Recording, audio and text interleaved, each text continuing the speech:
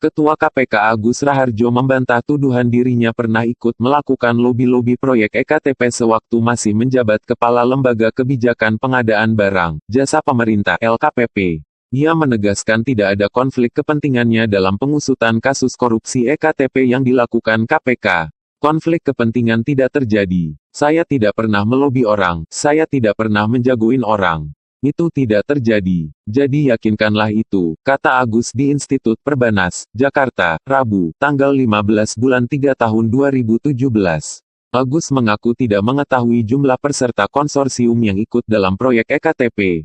Ia enggan memberikan komentar lebih jauh. Terlebih kasus ini telah masuk ke dalam pengadilan. Tuduhan tersebut sebelumnya dilontarkan Wakil Ketua DPR Fachri Hamzah.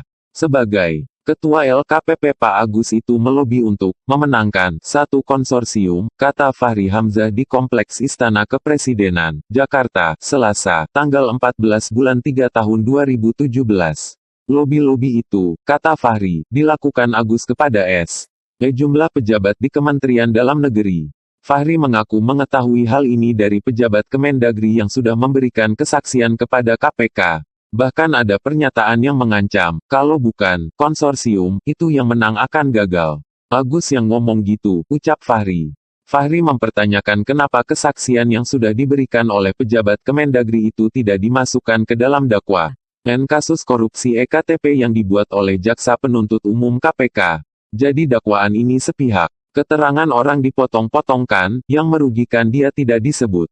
Kenapa enggak disebut kronologi di situ bahwa dia ikut melobi? Tambah Fachri. Fachri menilai, konflik kepentingan Agus Raharjo dalam kasus korupsi EKTP ini sudah sangat kentara. Oleh karena itu, Fachri menuntut agar Agus segera mundur dari KPK. Selain itu, Fachri juga mengusulkan hak angket kasus EKTP di DPR untuk menyelidiki ketidakberesan dalam pengusutan kasus EKTP ini.